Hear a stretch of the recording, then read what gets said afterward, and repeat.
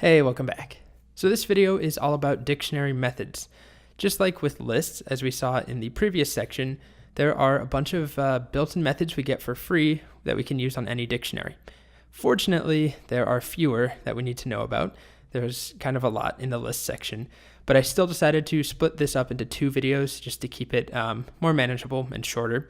And I should just warn you, there's no logical grouping to which methods made it into this video and which ones made it into the next video, unlike with lists where we saw, 3 ways of adding to a list or 3 ways of deleting from lists. I just decided to split them in half. So let's get started with the first 4. Oh, I forgot about this note. Working with dictionaries is very common. There are quite a few things we can do. Thank you. I'm very glad I added that. So the first one we'll see is clear. And clear is pretty straightforward. It will just empty out a dictionary, leaving you with a hollow shell of what was there before.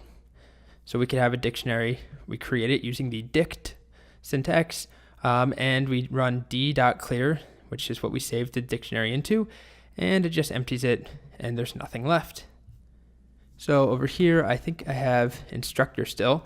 If I did instructor.clear, and we look at instructor again, empty.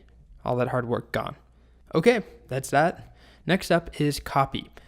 So copy will make a copy of a dictionary. So here is that same simple dictionary where we have A equals 1, B is 2, and C is 3.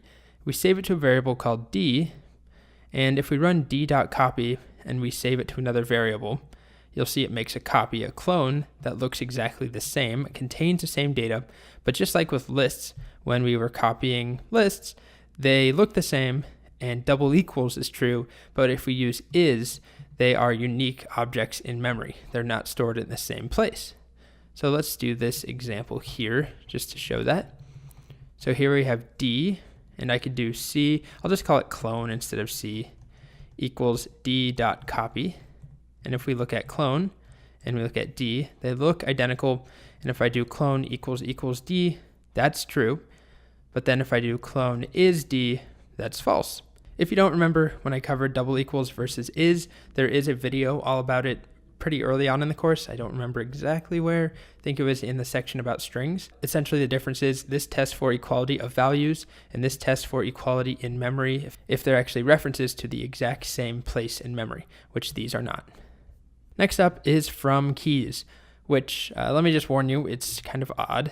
It works a little bit different than the other methods that we've seen in that we usually call it just on an empty dictionary or on dict, on dict. And why we do that will make sense once we talk about actually creating our own methods and classes and objects. So for now, just take it as fact that we'll call it on an empty dictionary.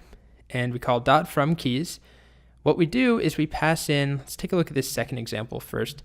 We pass in an iterable collection. So here's a list with a string email, and then a value. And in this example, the value is unknown, a string. And it will go through this iterable collection and assign each one of these, each item to a key with the value unknown. So we end up with email unknown in a new dictionary. Same thing here. If we just have the string A as the first thing we pass in, and then in a list, 1, 2, 3, 4, 5, it will make a new dictionary with A set to 1, 2, 3, 4, 5. So a logical question is, why would I ever want to do this? That seems really like more syntax to generate this compared to just writing this myself. But if we have a bunch of keys that we're trying to set to a default value, for example, let's say I wanted to make a new user variable. So anytime an empty user, or we could have a player object in a game, or a player dictionary in a game or something, and I don't want to go through and set every property to none or to 0 or to whatever we want to set it to. I could use dict, which I can also type dict like this, dot from keys, and I'll pass in a list. Oh, I hit enter too early. Oh man.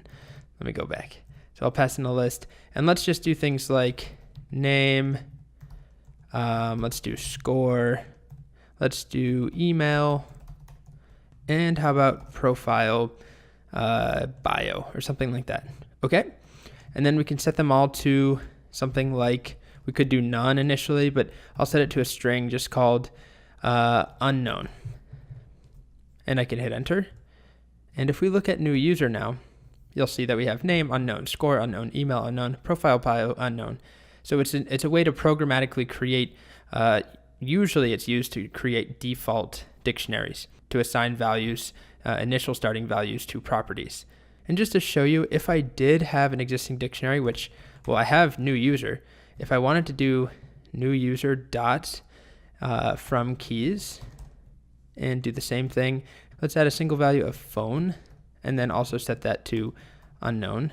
And I need to close, oh, totally messed that up. Here we go. Close that there. Okay, if I do this, you'll see that all we get is this new dictionary. New user is unchanged. It doesn't contain phone anywhere. And what was generated was just a new dictionary. So you can use, it works if you try and use it on an existing dictionary. It just does the exact same thing as if you use it on dict or an empty dictionary. Okay, that's all I'll say about from keys for now. It's usually used to generate default values. Actually, that's a complete lie what I just said. There's one more thing that I'll mention.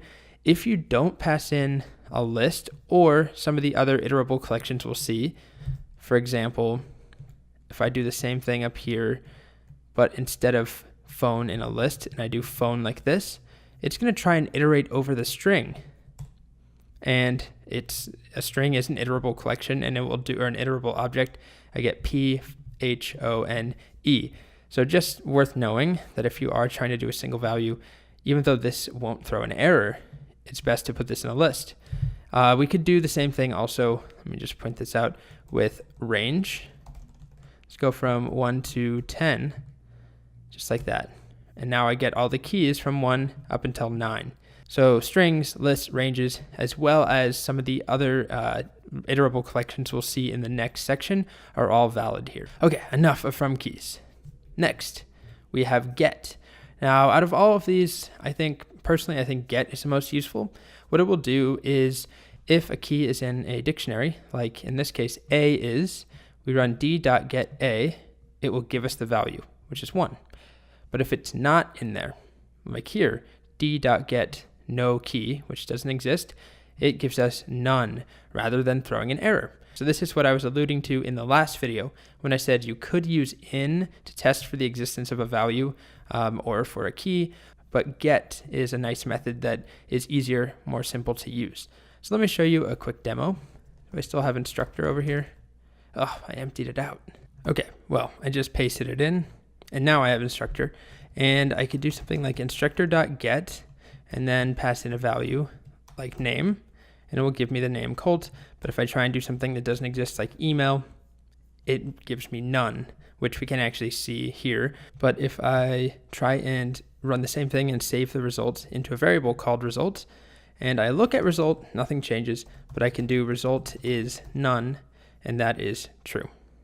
And that's it for this video at least. So we saw, if we review here, clear to delete the entire thing, copy to make a clone, from keys, which is commonly used to create default values, and get, which is probably the most commonly used out of all of these. It takes a given key and returns the corresponding value, or if it doesn't exist, it gives you none instead of throwing an error. Okay, next up, just a couple more dictionary methods.